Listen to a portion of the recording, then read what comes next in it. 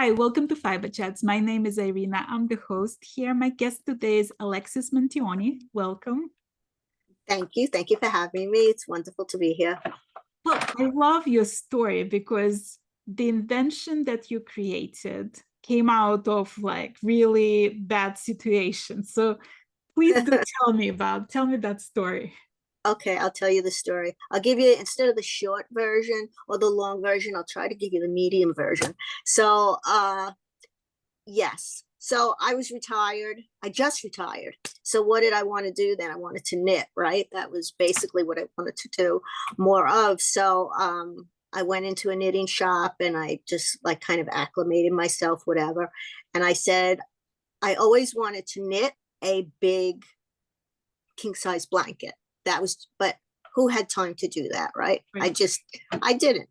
So got all the stuff I needed, blah, blah, blah, blah, sitting there with other nice ladies, which was also nice. So I'm making this blanket, this bulky weight blanket, right? So you know what happened. It's after a few rows. I mean, it was really getting heavy and, you know, it was not fun anymore. That's like, this is not fun. So anyway, I'm saying this can't be, there has to be a better way.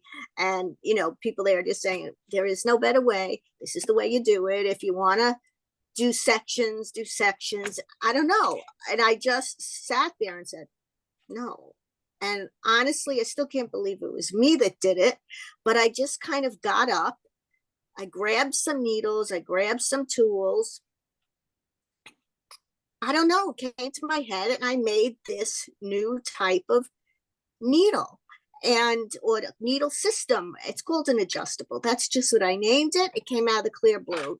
Adjustable. I don't know what else to call it. Everybody else, you look at it, you think it's an interchangeable at first or a circular. So right. it's and right? I want to show people. So it's basically like, it looks like interchangeable needles, but it's two separate needles. Right. It's like, yeah. So you have this stop, you have the wire. It's almost like combination of Tunisian crochet and knitting, because you have the wire, but you have this stopper that you can just push. So you don't have to constantly push the knitting on the needle. You can just adjust the stopper. I mean, you got it. I mean, exactly. That's exactly what it is. I don't know how long it took you to like understand that, but sometimes I get people and they go, no, that's a circular needle. And I'll say, no, look, it's, you know, it's two of them, you know, and it's blah, blah, blah. So I made the prototype right there and I started doing it. I mean, this is the same day, the same hour, and it worked. It like, you saw the pattern flat. You know how when you have circulars, you're kind of twisting and turning, especially if it gets big, right? And you saw it flat. I wasn't having difficulty. Just, it gets heavy. It hurts your elbows, your hands, all of those things. And you don't even really know it till the day after or 2 days after, right? So that's what happened. And then people just were coming in and saying, what is that? And can I buy it from you? I mean, I just had a prototype. It wasn't pretty. I just had a prototype. Can I buy it from you? And blah, blah, blah. And then we're talking and I'm talking to other people. They're going, Alexis, you know, you might have something here. This might be something. So think about patenting. And I was not a business person, you know. All right, patented, let's look into that, whatever. And the journey started. And believe me, it's not like all glamour to do this. It's not glamour at all. But it turned into, I always say, aside from my son, it's like almost giving birth to this product, and you're so attached to it and you love it, and it's a whole journey. It really is a journey that has not stopped. Well, you know what I love about this story the most? I mean, besides the great needles, the great gorgeous needles and everything. Like, to me, it's so inspiring because you started your story with I retired. And look at you now. There is no talk of retirement, there is no sense of retirement. You're actually busier than you probably were when you Oh, were working. absolutely. And it's just one of it. No, it is, again, aside from childbirth and the most fulfilled I've ever felt doing this. And I don't want you to think that I'm making all this tons of money, because I'm certainly not making tons of money. It's just inside that it's a feeling. It's just the most wonderful feeling. Now, you asked me, can I interview you? I still get like, somebody wants to interview me. They, they want to hear my story. Like, Right. I really can't believe it. And yeah, it's a wonderful feeling, a wonderful process. It wasn't planned. You don't know what the future is going to bring you, right? And I always say, just keep talking to people, because you know already that I like to talk to people, and that brings me happiness, but it also brings opportunity. Right. Well, I want to hear more details, because you're trying to just swim through the story like really briefly. I want to know all the details. How difficult was it to actually patent it? Yes. So, I try to say I'm going to make it smaller, because I just never stop talking. So, patenting something is, I'll just give you a background also, what's going on in the world right now as far as patenting. There's a big commotion is the wrong word, but there's a lot going on in the patent. It's called the United States Patent and Trademark Association, USPTO, just so you know. So there's a big thing kind of that's been going on, to keep this in the background whenever you're thinking of a smaller business person patenting something. It's very different than a big business patenting something. Right. Why? Your patents, first of all, it costs a lot of money to patent something. It is not just, many inventors can't do it. You try to raise the money. There's lots of things you have to do, but the bottom line is you have to pay this money back, right, to the people you're borrowing it from, and you get the patent. There's only 7% of patents are wholly owned by women. So right off the bat, that's like a big deal. Why? And I'm not making this into a feminist thing or non in any way. It's harder for women to get money, to get people to invest in them, and all of these other things. So it's not easy. But anyway, I did get patented. It takes over a year for you to go through all the different points of what you need to do, right, trademarking, just all these things. So, but the problem that arises is many times, almost all the time, somebody tries to knock you off, right? Ugh. Somebody tries to knock you off. And then what does that mean? Look at me, a little person in a little business. What are they going to do about that? You say, oh, well, you have a patent, you go to the lawyer, and, you fight them and blah, blah. But guess what? It takes a really lot of money to do that. So basically, you can't do it. I mean, or you can, where are you getting all this money from against people that have millions and millions of dollars? So I belong to like inventor societies and different types of things like that, and which is important, just like it's important to be in like a community of, right, like yarn community and fiber arts community. I'm in the inventor community, and what does that do for you?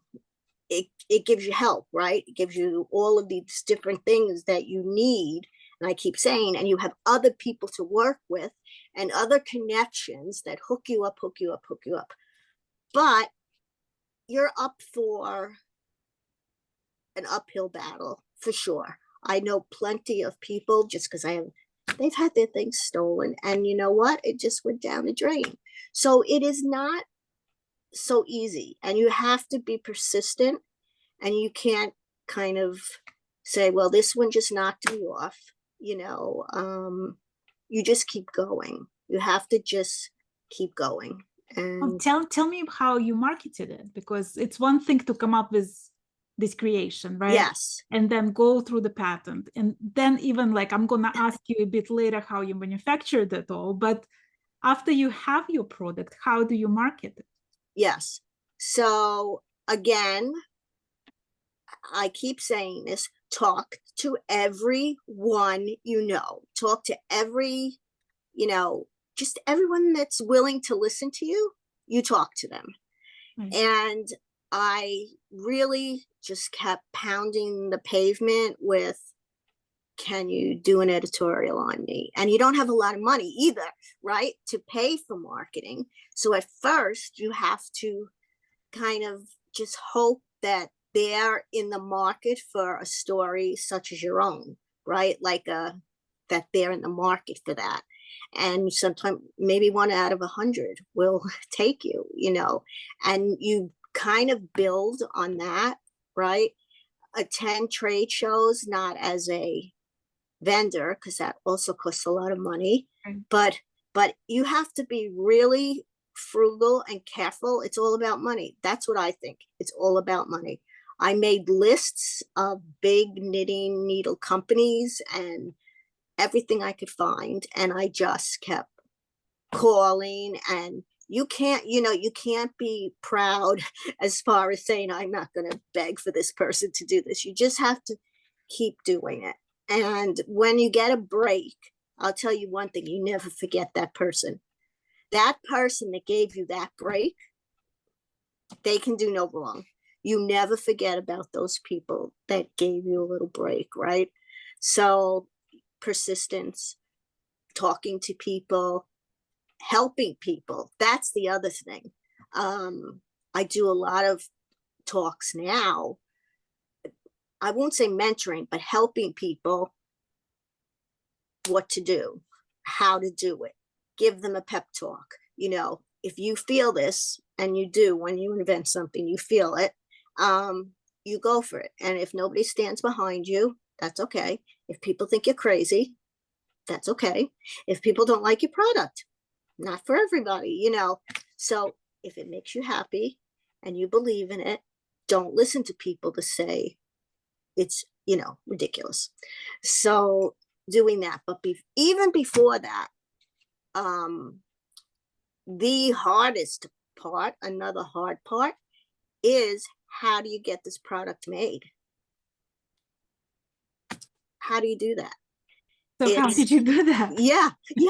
So for in the knitting needle industry, most, if there are any, I don't know about them because I tried, they're not made in the United States. Knitting needles in particular are not really made in the United States. Crochet hooks, all of these things.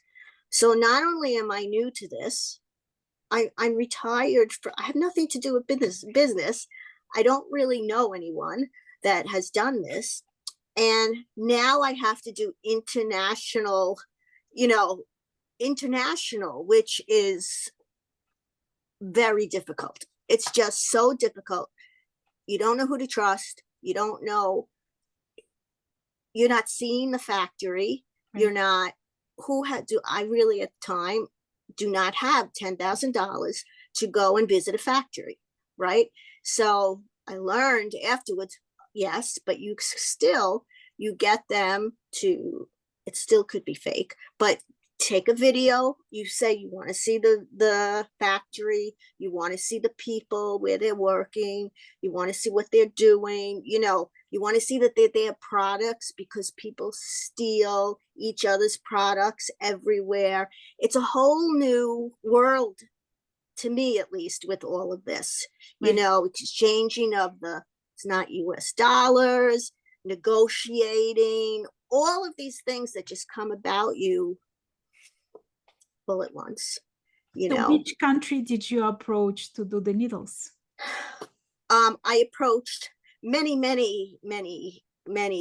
countries, but where predominantly everything in the fiber world is India.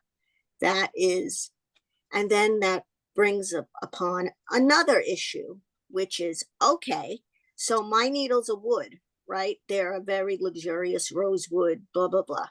But you have to know, which I didn't know in the beginning, because how do you know? Well, they have to be sustainably sourced and they have to be certified. And it has, how do you know you're getting that right certificate that's true and not made up? And when you import, there's regulations. Just imagine, how do you know all of this? Or so you go piece by piece, you know, and you do the best you can. I mean, I'm going to say that's pretty much how you do it as time goes on. Now I'm in this 6 years from the time I started, but it's a really long journey. And you learn, and you learn, and you join things, and you help people, and you join clubs, and you do things to help other people, which also help you learn. And you keep at it. I don't want to, you can get discouraged, believe me, you can get discouraged, but it's in your heart, and that's just what helps you get through it. Well, the first product that you started with were those needles, right? Yes. But now you do much more than just that. Tell me how that became like a thing. How did you progress? Thank you. Yeah, you really, you did your homework. You got this all down. Oh, you bet. Not only did I do my homework, I actually played with all of that. I think I was so lucky to get my hands on some of the things. You did it. You did. I see that you did your homework for sure. So the first thing I did, which was, I thought, going to be the only thing I did, I figured, I got a patent, I got this needle, I'm going to sell it, whatever. But it's not so easy. Usually you can't really move on, because stores, or even like, say, big stores, bigger stores, they don't want somebody with just one product. Right. It's too much work for them. It's too much. It's just not worth their time, and financially it's not worth their time and all of that. So I did see, I was selling, again, I'm just me. That's who I was. I was selling, I was manufacturing, I was, just doing everything I could to get it to go through. And you realize then, when, again, people talk to you, you need to have more products, or else it's not worth a while to have you, And additionally, say you want to have a distributor, it's not worth it for them to carry your one little product. Okay. So then I started asking my manufacturer, right? What else do you have? Right. What else can you do for me? What else can you make for me? I only had a few criteria, and that was, I wanted to be original, which is, when I think about it, that's kind of a big question to ask somebody to do that for you, but that was the deal. So I wanted to be original. I wanted to be of a luxurious quality, regardless of what it was. I wanted it to be something that I could stand behind. For instance, somebody has a problem with a product, which they usually do not, and people will say, well, what's your return policy? So I have a return policy, but it's just nonsense, because if something happens to you, can't say, well, I'm just going to take care of you, because that sounds crazy. But if something were to happen, I take care of you, because that's what is important to me. And I'm big on like customer, I'm taking care of my customers. I know my customers. I like doing that. So that's what I started doing. And again, I'd go on to all kinds of websites. There's these websites now. It's more now than even 6 years ago, like Alibaba, there are these websites where you go and you look and you see what manufacturers are trying to sell, what they can sell, and you get ideas, you know. So I would get ideas of something, oh, a yarn winder. That would be good. It's not just knitters, it's crocheters, and it's anybody that uses yarn. But, and then you would buy a sample. And then I get a sample, but it wasn't good. You know, it was just like, this is crooked, or this is not exactly right. So, but you get an idea. And then I say, I want to have a yarn winder. So you go to the manufacturer, right, that's doing my needles and say, now this is what I want. Can you help me? But I'm telling you now, it needs to be, I can't have mistakes. It has to wind smoothly. It has to be beautiful. It has to, all these things. And eventually, you have another product. I mean, we're talking, this is a piece of art. This is not just any winder. And it's so quiet because I'm like really a snob when it comes to, I've been through like all the winders. This is so quiet, so smooth. Thank you. And this part is like really tall, so you can actually do like 500 gram skeins. Like, not just yes, one it's little. true. It's true. So okay, you just totally know you know everything. Yeah, I don't have to tell you. So, but the one thing I love is I get comments from people. This is really a general comment, and I don't know again if this is going to be not appropriate or whatever. They'll say, you know, my craft room is such a mess, which my place is a mess. Okay, everyone, they say, but you know, my husband or my partner says keep it out, like on the living room or in the, because it's such a beautiful work of art. Like it looks beautiful. So I love that also about it. And but even the quality of yeah. the wood, like you can, I mean, it's so smooth, it's so beautiful, it's heavy, you know, it's like substantial piece of furnishing almost. Thank you. And a lot goes into it. I have to say, a lot of planning goes into it, and you have to be able to pivot because my manufacturer is not doing this anymore, or my manufacturer is not here anymore. Now what?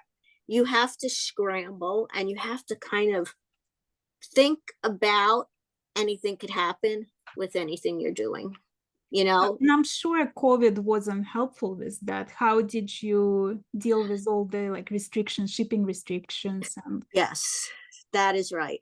The shipping restrictions were difficult for sure, and they're still difficult, even if people may think that it's not. The restrictions have still, it takes much longer to, you know, in customs takes very long. And luckily or fortunately, I had enough stock. I had plenty of stock to keep me going, right? Where a lot of people didn't. I don't sell tons of stuff, you know, so I had stock, which was okay. But then afterwards, and to this day, you have to really think ahead about when's it going to get here. It's supposed to be here in, you know, 8 weeks. Do I ever count on it being here in 8 weeks? No, because you really just don't know. But again, you pivot, right? You just, I keep saying, you just pivot. You have no choice. So, yeah. Well, the first few products, right, like you were trying to sell to the stores and you were trying to see like what interest you're gonna get with that. What's your vision for your business now? Like, where do you see it's going? Yes. So my vision, well, there were realistic visions and not realistic visions. Well, let's talk about vision and dream. Yeah, exactly. Right. So my vision now versus then I thought it was piece of cake. And then I thought, well, I'll just license this to somebody and they're going to be really happy to have this. Again, not so easy. No, not so easy. So I grew it's a brand now. I am a brand known for hand health. That's the main. Oh, that's a really good story I have to tell you about too. But anyway, you'll remind me. So, the hand health, luxury, and something hopefully different, or hopefully you don't open your package and you go, oh, this is crap. That's which happens very often. So my vision is that I have, as far as I'm concerned, I probably have about 20 different items. And I think that's enough for me. It's a lot that's enough. So I want to keep to my promise of being a good quality, to being luxury, to being all of these things. And I'm moving more towards getting people to understand about hand health. So let's talk about it a little bit, because like I had a few guests of my channel, like I had Carson Demers, who wrote the book on ergonomics of knitting, and we talked about the importance of the right needles for the right project. And I feel like this is probably where you come in with educating the consumer about the benefit of your needles versus something else, right? So let's talk about it. Tell me that story. You see why, like with me, you need a double meeting, whatever. Okay. Because so it's so true. I never thought about it. Why? Well, I never had any trouble with my hands or wrists, or I just didn't think about it. At that point, I didn't have arthritis yet. I didn't have tendonitis. But now that I'm in the field, you see that many people that are knitting and crocheting, they all have all kinds of tendonitis, carpal tunnel, all of these things that, right? That's just the way it is. Some people, maybe they're older, maybe they're not older, but they have to give up their knitting and crocheting because it's just too painful, or it's just no longer good for them, or it's causing too much strain, or all of those things. So you hit it right on the head. I love the way you said you need to have the right tool for the right job. Like this particular needle that I invented, that's not good for every job. Right. That is not a needle that you use for knitting socks or hats or something, right? That's got a lot of stitches. So you really need to be, in my opinion, careful about what you're using that will work best with you to protect your hands. Because once something happens, then you're kind of behind the 8 ball, then you have to go into trying to help it instead of protecting it, right? So you know what, like I noticed that there's some yarn also. It depends not only on the type of project, but the type of yarn you use, because the thing that like when I damaged my hands the most was when I was knitting with metal needles and silk, and that thing was flying off my needles. So I was keeping extra hard. And within 4 days, I had an injury to my hands, Oh, wow. That's quick. Yeah. But that's because you are already using your hands all the time. So, so to me, it's first of all, learn about, and by the way, I didn't know any of this, so don't think it's too late to learn because I don't know anything. So learn, right? Then get yourself the tools that will hopefully not cause as much damage, right? When you knit for hours and hours and hours and hours, yes, that's what's going to happen. Like you run for hours, right? So if you're fortunate and you just need to protect, of course, that's the best thing, right? So for instance, I'll just give you another little thing, knitting needles. I just came out with new Tunisian needles, hooks that have this same it's called a method. When you patent it, it got a method for it. So crocheters are not left out. Crocheters, I have found, have even more trouble. Maybe because they're using one hand.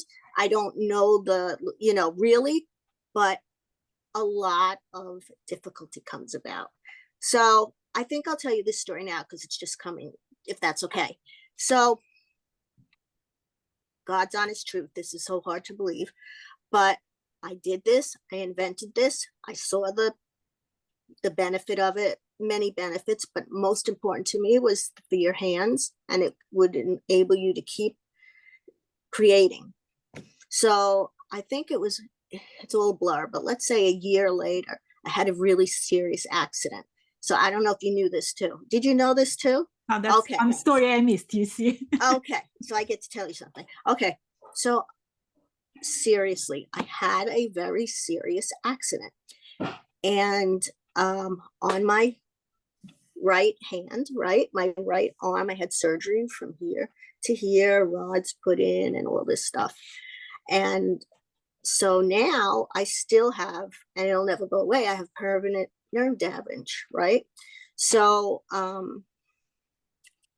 I mean, I was told I will not be able to knit again or anything like that. So what does that do to you?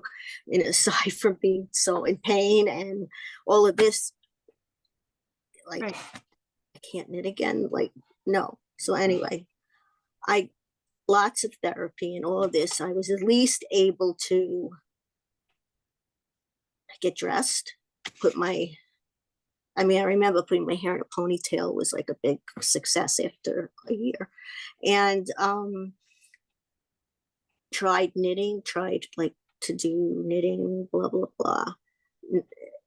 It just was too hard to do. It was too painful. Finally, I found a therapist that was a knitter, of all the chances of that. Right. And she just worked with me in different ways she understood. So I don't know why I didn't mention it to her at first, but I was like, by the way, I'm the inventor of a knitting needle that's supposed to help people with bad hands. And I said, I don't know, I'd love to be able to knit with them again. And well, then let's go. And it was during COVID. I had to do all of this over the screen, right? Because you couldn't go to whatever. Well, not kidding you. I put them in my hands and she told me how to hold them and like different little things that I didn't know. And I would say within a couple of weeks, I could use those needles, only those needles. So what it does, or what it did for me, and what it will, it's the way it was designed, but I didn't at the time do it because I had to do it. Now, boy, am I glad I did it, right? So you'll notice the needle is longer, certainly like an interchangeable, can you see me, is like maybe, right, like 5 inches or whatever. So you could see the difference. And why is that important? Exactly. It's important because there's less strain on your wrists, your hands. When you're able to take your fingers, right, and spread it out big, and so all the pressure is not just on this little tiny area, you have it spread out and you can grip it better and not drop it, as whatever, like that. The pressure is no longer all on your hands and reaching down, which causes extra repetitive motion because you have to keep reaching down, pulling it up, reaching down, pulling up the stitch. But now that's really like half the battle. Keep doing that. So that helps you. And then I just worked my way up. I was not dropping the needle. And at first, maybe I could only do 2 rows, then 5 rows, then 10 rows, and so on and so on. And so I kind of say now I'm my best customer because not knowing that was going to happen.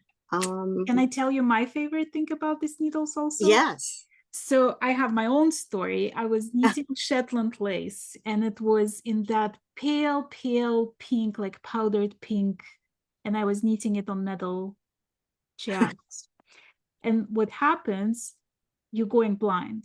You basically like, there's no, like I was trying it by this window and by that window and with this lamp and that lamp, and I could not see my stitches at all. Whereas these needles would be absolutely perfect because they have this, I mean, this color specifically, it works with 95% of all the colors. Like the only color I'm seeing that might be somewhat challenging is like if you're going into black or chocolate, you know. Exactly. Anything else you wanna see on this needle? Exactly. Yes, thank you. That is true. And again, you know, if you're doing a dark color, a dark black, blue gives you a problem all the time, many times anyway, but that's besides the point. But that's exactly right. Yes. And yes. I don't know why, but I can't stop touching them. They just like oh my gosh. The wood is just, I don't know, something about I'll tell you another difference about these, which I learned. Again, I'm not an aficionado at all, but I learned, right? So most needles, wooden needles, they're waxed, and sometimes you wax them to protect them. These are not waxed. These are made with a special finish when they're polished. So you don't do anything to them. You should not wax them. Don't do anything to them. And that's why they're not like flying, the stitches are not flying off the needles, and they're not sticking to the needles. I was just about to say, because like the finish on it is that like so a lot of bamboo needles that or wooden needles that I touched, they would be like almost sticky, right? Yes. So like there would be like some micro you're right, chips that like would catch the yarn basically. Yes. And it's like it helps sometimes when you're knitting something slippery, but this one has that catch without like actually catching, but it's not so sleek that like I feel like it's gonna fly off. I don't know, the longer I'm holding them, the more I want to have them, the more I'm becoming a fan of. That's thank you. That's really super adorable, and I love that you're saying that, because again, it's close to me, right? And it's nice when people realize the things that are put into it. It's that you put into it, that you design into it, that you think are important, and you're glad when somebody notices that or appreciates that. And I'll say one more thing also about these needles. When I first designed these needles, you see how they rotate, the cord rotates. At that time, it was not a very popular thing at all. As a matter of fact, when my manufacturer said to me, do you want them to rotate, or do you want to have them, stationary? And what do you mean rotate? I didn't even know what that was at the time. Right. And I said, well, that sounds like a good idea, rotate. So let's have them rotate, and that rotating is the other thing, that you don't get so hung up, like when you're knitting things in you have a lot to maneuver if it's something big, especially. But now there are more revolving out there. Probably like it probably also helps with the cord not keeping the memory of it. Like it's less. There are a lot of little things, that just keep it going. And now whoever's listening to this, I'm going to give you a secret tip. It's not anywhere out there. Okay. So I'm going to give you a secret tip. Can you guys keep a secret? Yeah, I'm going to give you a secret tip. Not even kidding you. It's fine. You can let it out there, but I don't put it out there. So because you mentioned memory of the cord. So what might happen to some people is, if it's wrapped up in the package, just like any cord needle that you probably purchase anywhere, it's wrapped up in the package. That's when you have more memory, right? Until you get going along.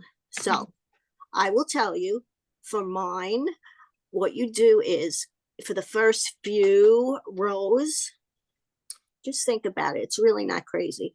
You take that fixed stopper on the bottom, not the sliding one, and I just I just put it like in the waist of my pants or in Also, you like stretching it. or in my pocket, and you just continue to knit. I mean, so it's not in the way at all. Right. So just until, you know, you get more weight on the project, or by the time you get to the, like stretch the yeah, you get more weight on it, or you get, you know, when you start a project in the beginning, it's always a little bit more difficult. So if you do that, it's like magic. That's so very clever. Like, why didn't anybody else think of that? I didn't think of it until I was working with it, you know, and realizing that what was happening when I take a new piece out of the package, say I was at a store or something and I'm taking a new piece out to show them, I'm like, you know, like, what is this? And then I realized it was because it was in the package, right? So it's a good idea, period. Just letting you all know that. Right. Thank you. Well, let's talk about how can people get your stuff? Like, how can they buy it from you? Yes, predominantly on my website, which is mytwoleysknitting.com. I'm sure you'll put it somewhere. I'll put it in the description of this video. So you Thank guys you. have to go Yeah. and check it out just to see like all these things we're talking about. Thank you. Thank you. And predominantly, and that was something I worked up to. In the beginning, when you have a website, nobody's going to it, you know, so then you have to depend upon really putting your product out there with the distributors or local yarn shops or lots and lots of fairs. And, you know, you have to really put it out there. And when you do that, of course, you know, you're not making very much money, because when you do it wholesale, you're half, right? So, but the goal is to be able to get your website where people come directly to you, right? So that is happening for me much more now, and that is a very good thing. You will see it in them, mostly the hooks, mostly the hooks and the needles in local yarn shops, not tons of local yarn shops, but really the best way is to go on my website, because since it's just me, and then maybe for different things I hire people to do, you can't do it all. So you can't go to all these shows. You have to pick and choose what you're going to do, right? So the website is the best. Get on our mailing list, because you always have first dibs for new things. We do have I love my Facebook group, private group, because I really take care of them and they take care of me. And also self-promoting is allowed on that Facebook group, because it's usually small businesses, right? And it works out so nice, because each person, they kind of just help each other, which I love. So what's the name of that group? Yes, it's on Facebook. It's Create and Relate. Create and Relate. And it's beautiful. There's no drama. Don't worry about that. No drama is allowed. You're out. No drama. So yes, that is a good thing. You get on our mailing list when new products, like I had 2 new products coming out, I offer it to them first, you know, things like that. That's all, just things like that. It's a happy place. So website is what I would say. If you're one of the lucky people to have it in your local yarn shop, it's you know, it's an upscale product. So it doesn't fit every yarn shop, you know. So it is just who comes to me are, you know, people that understand and appreciate the importance of good tools. And it's funny because like a lot of time people would say, well, I can't afford that tool. I must tell you, I went through 4 different binders that broke on me. So spending a little bit more on a really good quality one would probably save me money a long way, you know, long run. Oh, you're just like gold. Okay. So and yeah, on that point, one other thing that I will say, So you get this all the time in every professional, every field.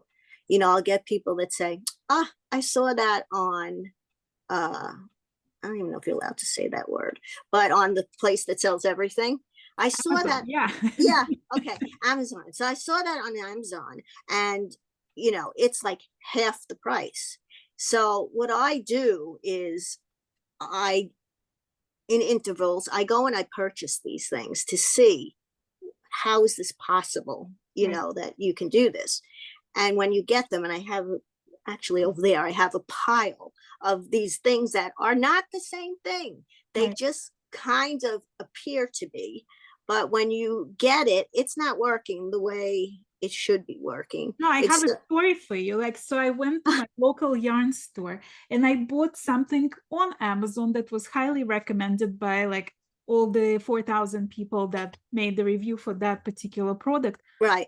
That thing shakes my whole house. Like it's so loud that it feels like there's an earthquake happening in the neighborhood.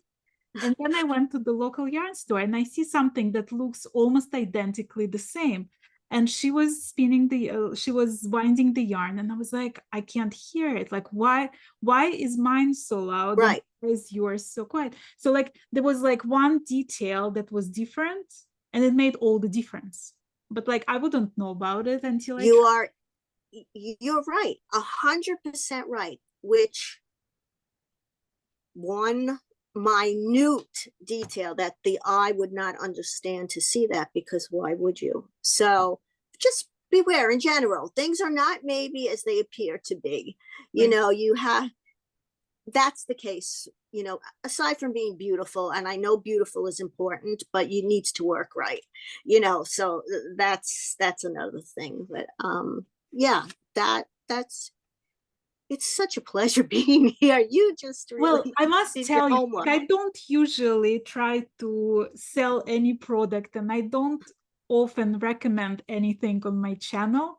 You Oh, probably the second person who is manufacturing something whose product I really recommended on my channel. Guys, I really highly recommend you to check out these products because, I mean, just look at those finishes. Like nobody does these things. thank you. Wow. Thank I can't even talk, but thank you so much. That's just beautiful. By the way, we never met. I just want to tell your Yeah, viewers, right? first, We first just time. met, and we have, even before the show, it's like chatting, and we're like, I guess we better do the show. So But yeah, thank you. that's my favorite part about having guests on my channel and meeting people, because I get to meet such interesting people and hear the stories. And I honestly think that your story is really truly inspiring to so many of us out there, because we live in the society where it's all about youth and it's all about professionalism and knowing what you're doing. And the fact that you went into that as a retiree without Yeah, knowing a single thing about it and not knowing what yes, you're doing, and you succeeded, to me, this is like super inspiring. you're really touching. Thank you so very much. And I will also say, there are many inventors, not just for this. That is when they invent, once they retire. Right. So you think of something, don't think it's ridiculous, you can't do it. You know, you can if you have the urge to do that or the want to do that. It just because you're retiring is, you know, It's not an doesn't matter. excuse. Yeah, not an excuse. There you go. Yeah. Well, thanks so So much, Alexis. Thank you for being my guest today. Thank you for sharing your story and inspiring my viewers, I'm sure. And guys, thank if you. you want to check it out, I'm going to put all the information in the description of this video. And if you have tried these needles, tell me in the comments what you think about them, because I'm definitely trying them and love them. Okay. Thank you. Thank you, everybody. Thank you so much. And I have to chat with you another time now. So okay, that's just chit chat. All right. And thanks. Thank Thanks, everyone. Okay. Bye.